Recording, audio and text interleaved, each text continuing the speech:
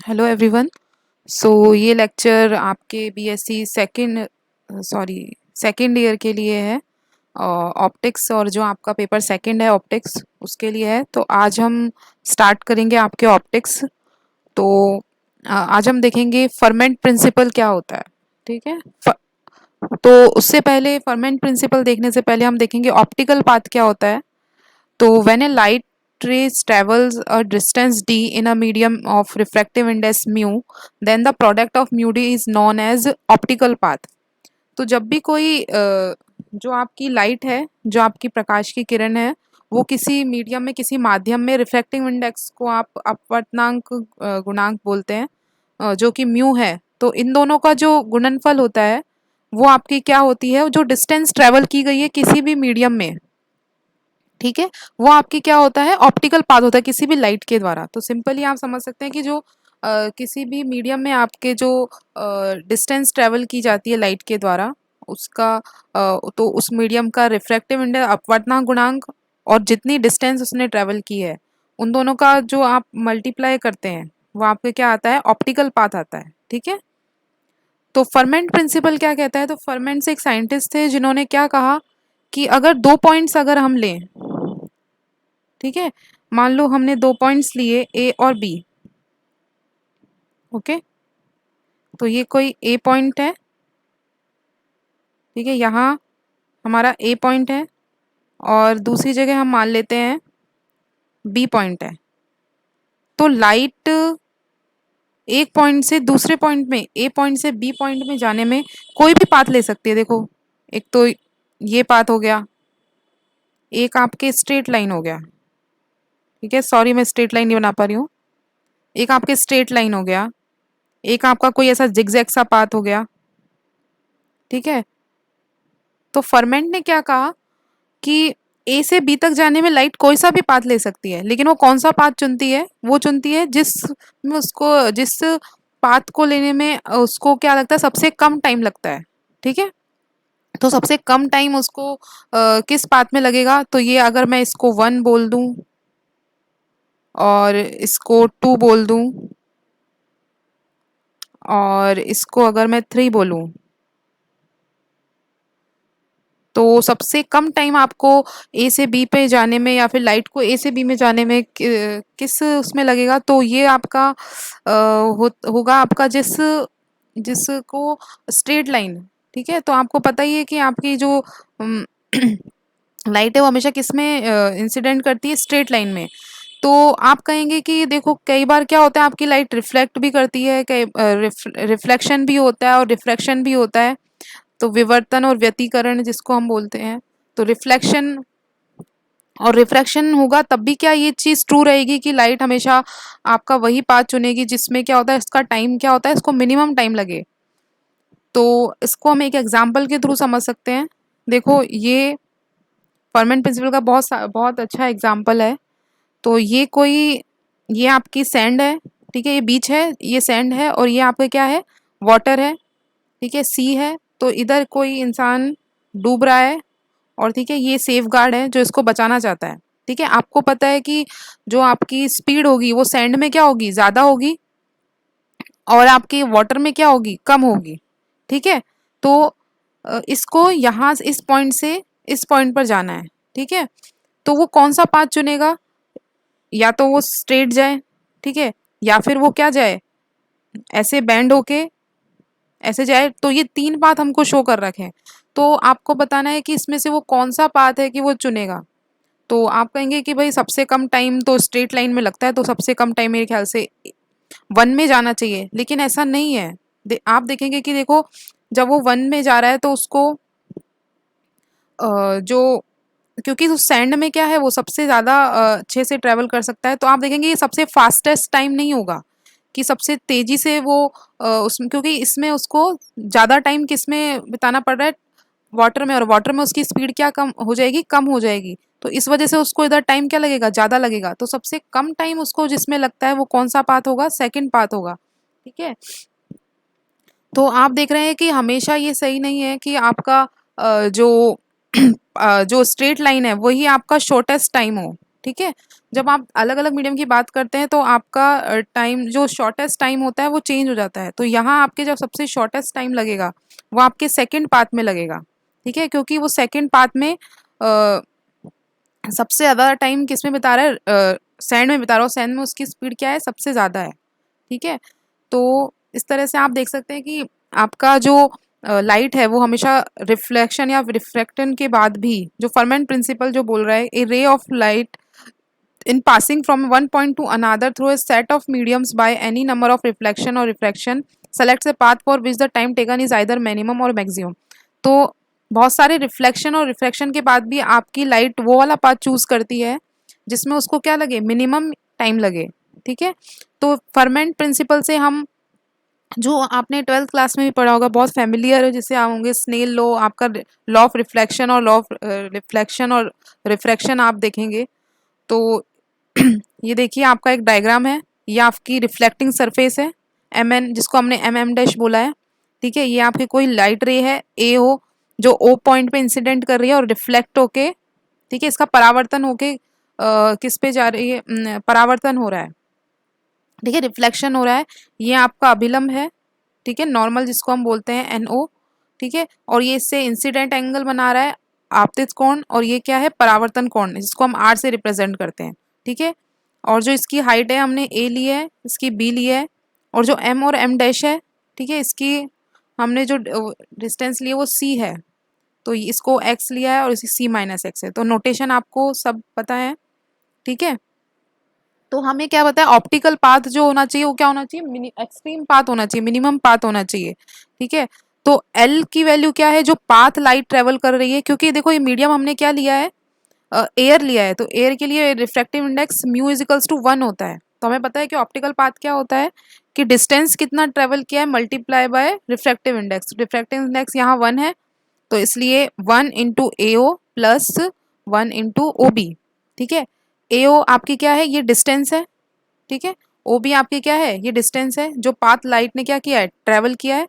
ठीक है, तो आप क्या करेंगे, एओ की वैल्यू निकालेंगे, तो आपको पाइथागोरस थ्योरम लगा देंगे। तो बहुत सिंपल है कि आप पाइथागोरस थ्योरम लगा दें और आप इसकी वैल्यू निकालेंगे एओ की और ओबी की, किसके फॉर्म में, ए और एक्स की, और बी और सी की फॉर्म में आपको मिल गई। अब हमारा क्या, फॉर्मेट प्रिंसिपल क्या कहता है कि हमारे जो ऑप्टिकल पाथ है वो क्या होना चाहिए, मिनिमम होना चाहिए। ठीक है, जो टाइम टेकन है वो क्या होना चाहिए, मिनिमम होना चाहिए। ठीक है, तो हम क्या करेंगे, D by D L upon D x क्या कर लेंगे, मैक्सिमम या मिनिमम वैल्यू निकालने के लिए आप क्या करते हैं, D L by D X equals to क्या कर देते हैं, जीरो कर देते हैं।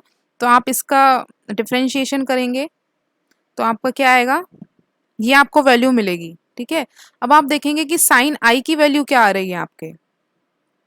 ठीक है, एक्स अपॉन साइन आई की वैल्यू क्या आ रही है, साइन क्या होता है आपका, साइन होता है लंब बटा कर्ण। तो आपके कर्ण क्या है, इधर की इस वाले, अगर आप ट्राइंगल में देखेंगे, ठीक है, इस वाले त्रिभुज में आप देखेंगे जो आपका एम ओ ए है, और तो इसमें आपके क्या होगा, इसको ये पूरा का ये आई है तो ये 90 माइनस आई हो जाएगा। ठीक है, तो इधर से आप साइन आई की वैल्यू आप निकाल सकते हैं। इसी तरह इस वाले त्रिभुज में आप साइन आर की वैल्यू निकालेंगे, तो ये आपका क्या आया, साइन आई, और ये आपका क्या आया, साइन आर। ठीक है, तो इनकी वैल्यू पुट कर देंगे तो sine I is equals to क्या होता है, साइन आर होता है। और जब साइन की वैल्यू बराबर है तो उनके एंगल की वैल्यू भी क्या होती है, बराबर होती है।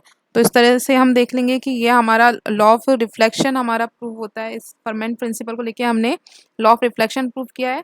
और ये आपकी value D L upon D x zero करने पे आपकी वैल्यू मिनिमम आई है या मैक्सिमम आई है, आपको कैसे पता चलता है, जब आपका इसका डबल डेरिवेटिव करते हैं, जब इसका दो बार आप अवकलन करते हैं, तो अगर वो ग्रेटर देन जीरो आता है तो आपकी मिनिमम है, और अगर वो लेस देन जीरो आता है तो आपका क्या होगा, मैक्सिमम है। तो आपको ये D two by D L इसका निकालोगे तो आपका ग्रेटर देन जीरो आता है। ठीक है, तो इससे हमें क्या पता चलता है कि हमारा जो पाथ है वो फॉलो कर रहा है कौन सा है, मिनिमम और लीस्ट टाइम वाला पाथ फॉलो कर रहा है। अब लॉ ऑफ रिफ्रैक्शन को भी आप सिमिलरली प्रूव कर सकते हैं। तो ये हमने लिया है, ये हमारे एम एम डैश एक सरफेस है। ठीक है, ये आपकी इंसिडेंट लाइट है और ये क्या हो रही है, रिफ्रैक्ट हो रही है। ठीक है, इसका रिफ्रैक्शन हो रहा है, और ये आपका इंसिडेंट एंगल है, और ये आपका आउटगोइंग एंगल है, आप आपतित कोण और परावर्तित कोण, रिफ्रैक्टिव एंगल। ठीक है, वही आपने डिस्टेंस ली है। ठीक है, आपको ऑप्टिकल पाथ निकालना है, तो ऑप्टिकल पाथ क्या है, ओ ए और ओ बी, और ओ ए और ओ बी की वैल्यू आप पाइथागोरस थ्योरम से निकाल सकते हैं, तो वही चीज़ इसमें की हुई है। एक चीज़ यहाँ देखने की है कि यहाँ जो रिफ्रैक्टिव इंडेक्स है वो आपका क्या है, इस वाले मीडियम में म्यू 1 लिया है हमने, और इस वाले में म्यू 2 लिया है। ठीक है, तो ऑप्टिकल पाथ आपका क्या हो जाएगा, mu 1 into A O plus mu 2 into O B. ठीक है, अब आप ए ओ की वैल्यू और ओ बी की वैल्यू सिंपली यहाँ से कैलकुलेट करके लिख सकते हैं। ठीक है, अब मिनिमम या मैक्सिमम वैल्यू निकालने के लिए हम क्या करेंगे, इसको डिफरेंशिएट कर देंगे और उसको इक्वल्स टू किसके कर देंगे, जीरो के कर देंगे। ठीक है, तो ये हमारे पास निकल के आएगा ये, तो ये बहुत इजी है। तो डिफरेंशिएशन करना तो आपको आता ही है, तो ये हम निकालेंगे, तो ये हमारी किसकी वैल्यू आएगी, साइन आई की, और ये हमारी क्या आएगी, वैल्यू साइन आर। तो वैल्यू पुट कर देंगे इन दोनों ट्राइंगल्स में, त्रिभुज में। ठीक है, ये दोनों त्रिभुज लेके, और इसमें हम साइन आई और साइन आर की वैल्यू निकाल सकते हैं। ओके, तो इधर से आपका जो लॉ आएगा वो क्या आएगा, तो आप इसको सॉल्व करेंगे तो sine I upon sine R mu 2 upon mu 1, और इसको हम कैसे लिखते हैं, 1 न्यू 2। इसको कैसे पढ़ते हैं कि न्यू 2 का रिफ्रैक्टिव इंडेक्स किसके रेस्पेक्ट में, न्यू 1 के रेस्पेक्ट में। ठीक है, तो पहले माध्यम दूसरे माध्यम का अपवर्तनांक किसके कंपेयर में हम देख रहे हैं, म्यू 1 के कम, जो नीचे है उसके रेस्पेक्ट में हम देख रहे हैं। ठीक है, उसके अनुपात में आपका कितना है। ठीक है, तो ये इसको आप स्नेल्स लॉ भी बोलते हैं। ठीक है, देखो, अगर आप दोनों आप इससे रिफ्लेक्शन वाला भी निकाल सकते हैं, क्योंकि रिफ्रैक्शन में आपके म्यू 2 और म्यू 1 क्या है, दोनों इक्वल होते हैं, क्योंकि मीडियम क्या होता है, सेम होता है। तो sine I is equals to क्या होता है, साइन आर आ जाता है। तो स्नेल्स के लॉ से आप आपका रिफ्लेक्शन इंडेक्स भी निकाल सकते हैं, और यहाँ भी हम d2/dx² ग्रेटर देन 0 आता है। ठीक है, तो आपका क्या आएगा, मिनिमम या फिर लीस्ट टाइम वाला पाथ आपका क्या कर रहा है, फॉलो कर रहा है। तो ये आपके दोनों दोनों जो लॉ हैं रिफ्लेक्शन के और रिफ्लेक्शन के, दोनों आप फर्मेंट प्रिंसिपल से आपके प्रूफ होते हैं कि जो टाइम टेकन है वो क्या होना चाहिए, लीस्ट होना चाहिए। ठीक है, तो आगे हम देखेंगे साइन कन्वेंशन। तो ये आपका बहुत इंपॉर्टेंट होता है, ये आपको आना चाहिए। ठीक है, तो ये स्ट्रेट लाइन में ड्रॉ कर रही हूँ कि आप किस तरह के साइन यूज करते हैं, कि कब आपको पॉजिटिव लेना है, फोकल लेंथ कब पॉजिटिव आती है, किस तरफ आपको नेगेटिव आती है। ठीक है, कब आपके ऑब्जेक्ट पॉजिटिव होना चाहिए, कब नेगेटिव आप वैल्यू लेते हैं, जब आप क्वेश्चन सॉल्व करते हैं तो आपके बहुत काम में आता है। ठीक है, सॉरी कि मैं स्ट्रेट लाइन नहीं ड्रॉ कर पा रही हूँ इसमें। तो ये आपका एक हमने सरफेस लिया है, इसको ऑप्टिक, ठीक है, और ये आपकी, इसको हमने एम XY बोला है। ठीक है, और ये हमारी सरफेस ली है। जब भी आप माइक्रोस्कोप टेलीस्कोप इनकी बात करते हैं तो आप देखते हैं कि उसमें लेंस लगे होते हैं, काफ़ी सारे लेंस लगे होते हैं। जब भी आप क्वेश्चन सॉल्व करते हैं तो आप इस कंफ्यूजन रहता है कि आपको कब पॉजिटिव लेनी है, कब नेगेटिव लेनी है। तो हम इसको 3 पार्ट्स में डिवाइड कर देते हैं। पहले पार्ट में हम लॉन्गिट्यूडनल वाली देखेंगे। ठीक है, सेकंड पार्ट में हम लैटिट्यूड वाली देखेंगे कि हमारे लैटिट्यूड वाला कैसे साइन कन्वेंशन फॉलो करता है, और बाकी में हम एंगल वाला देखेंगे। ठीक है, तो पहले हम बात करते हैं लॉन्गिट्यूडनल डिस्टेंस की। ठीक है, लॉन्गिट्यूडनल डिस्टेंस की हम बात करते हैं। तो देखो, मान लो ये आपका कोई इधर लेंस रखा है, मैं आपको लेंस लेके ही बता देती हूँ। ठीक है, इधर आपका लेंस रखा है, इधर से कोई रेज आ रही है, ये आपकी लाइट रे है। ठीक है, और ये इससे टकरा के ऐसे जा रही है, तो ये इसके आने की डायरेक्शन है और ये इसके जाने की डायरेक्शन है। ठीक है, मान लो यहाँ कोई ऑब्जेक्ट रखा है, इसको मैं ऑब्जेक्ट को ऐसे दिखा देती हूँ, ये आपने बहुत पढ़े होंगे, और यहाँ इसका मान लो इमेज बन रहा है। ठीक है, तो ये आपका ऑब्जेक्ट स्पेस हो गया, ऑब्जेक्ट, और ये होगा आपका इमेज। यहाँ उसकी इमेज फॉर्म हो रही है, ठीक है। इसको मैंने बोल दिया यू, इसकी ओ से डिस्टेंस, ये आप ओरिजिन लेते हैं यहाँ, ठीक है, जो उसका मिड पॉइंट होता है। और ये इसको, इस डिस्टेंस को हमने बोल दिया ओ से इमेज की डिस्टेंस और ओ से ऑब्जेक्ट की डिस्टेंस, ठीक है। ये भी आपकी कोई वस्तु है जिसका प्रतिबिंब यहाँ बन रहा है, ठीक है। कभी कभी आप देखते हैं कि उल्टा भी बनता है, तो मैं जस्ट एग्जांपल ले रही हूँ, ठीक है। ये आपकी इंसिडेंट रे है और ये आपकी क्या है, इंसिडेंट के बाद परावर्तित या फिर पतन जो भी हो रहा है उसके बाद आपकी जो है, ठीक है, ये आने वाली किरण है और ये जाने वाली है, ठीक है। जब, तो ये इसको मैंने यू बोला है और इसको क्या बोला है, वी बोला है। तो आपकी क्या नेगेटिव होगी क्या पॉजिटिव होगी, देखो, जो आपके इंसिडेंट, तो तो आपके क्या होगा, इंसिडेंट रे जितनी भी आपके इंसिडेंट रे की डायरेक्शन में आएंगी, ठीक है, जितनी भी आपकी आपतित किरण की डायरेक्शन में आएंगी पॉइंट ए से जितनी आपकी ली गई है, ठीक है। देखो यहाँ से, देखो इंसिडेंट रे की डायरेक्शन क्या है, ये इस डायरेक्शन में इंसिडेंट हो रही है, ठीक है। जो भी आपकी मेजरमेंट लिया गया है, जो भी आपका लिया गया है, वो अगर डिस्टेंस हम इस तरफ से मेजर करते हैं, इस डायरेक्शन में मेजर करते हैं ओ से इस डायरेक्शन में, ठीक है, क्योंकि आपकी रे की डायरेक्शन क्या है ये, तो वो आपकी क्या आएगी, पॉजिटिव आएगी, ठीक है। और अगर आप देखो इंसिडेंट रे आपकी इस डायरेक्शन में है, ठीक है, ये इंसिडेंट रे की डायरेक्शन है। अगर आप मेजरमेंट इसके अपोजिट डायरेक्शन में लेते हैं, ठीक है, तो आप मेजरमेंट कहाँ से लेते हैं किसी भी लेंथ का, तो ओ से लेंगे। तो ओ से आप इस डायरेक्शन में अगर मेजरमेंट ले रहे हैं, कर्सर की तरफ देखिए, अगर आप इस डायरेक्शन में मेजरमेंट ले रहे हैं तो ये आपकी क्या है, इंसिडेंट रे की अपोजिट डायरेक्शन, तो इसको हम क्या लेंगे, नेगेटिव। और ये आपकी डायरेक्शन क्या है, अगर आप ओ से इस तरफ ले रहे हैं, इंसिडेंट रे की तरफ आप मेजरमेंट ले रहे हैं, तो ये आपकी क्या आएगी, पॉजिटिव। तो इस हिसाब से आपका वी क्या आना चाहिए, पॉजिटिव, और यू आपका क्या आना चाहिए, नेगेटिव। तो ये चीज क्लियर है। तो सेकंड आपकी क्या होती है, ये आपकी लैटिट्यूड वाली हो गई, ठीक है। अब आपकी जो ये सेकंड हमारी क्या होती है, जैसे ये इमेज है, ये आपकी एक इमेज ऐसे फॉर्म हो रही है अपसाइड, और ये एक डाउन साइड हो रही है, तो किसको पॉजिटिव लेंगे किसको नेगेटिव लेंगे, तो जो आपकी ऊपर की तरफ है इस सरफेस के, ठीक है, ऊपर की तरफ जो इमेज है उसको आप क्या लेंगे, उसकी हाइट आप क्या लेंगे, पॉजिटिव, और जो नीचे की तरफ है उसको क्या लेंगे, नेगेटिव। तो ये बहुत इजी है, मेन आपका ये फर्स्ट वाला था, ठीक है। फिर अगर हमें एंगल मेजर करना हो तो हम कैसे लेंगे, तो एंगल मेजर करने के लिए आप क्या लेंगे, देखो एक डायरेक्शन होती है क्लॉकवाइज, एक होती है एंटी क्लॉकवाइज, तो दक्षिणावर्त वामावर्त जिस बोलते हैं जिसको आप, तो मैं आपको प्रेफर करूंगी कि आप एंटी क्लॉकवाइज क्लॉकवाइज ही ध्यान रखें। तो क्लॉक जैसे घूमती है उसको क्या बोलते हैं, क्लॉक कैसे घूमती है, ऐसे, ठीक है। तो ये डायरेक्शन आपकी क्या लगाती है, क्लॉकवाइज।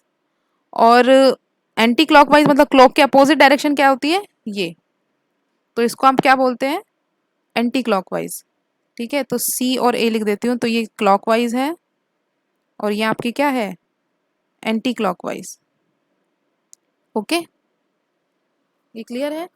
तो जो आपकी क्लॉकवाइज डायरेक्शन होती है, अगर आपका कोई एंगल, मान लो ये एंगल है, इधर देखिए, ये कोई लाइट इंसिडेंट हो रही है और ये एंगल बना रही है कुछ इस तरह से, ये एंगल, ठीक है, इसको मैंने बोल दिया थीटा 1, ठीक है। और ये लाइट जा रही है और ये एंगल बना रही है कुछ इस तरह से, ऐसे, ठीक है। तो इसको बोल दिया मैंने थीटा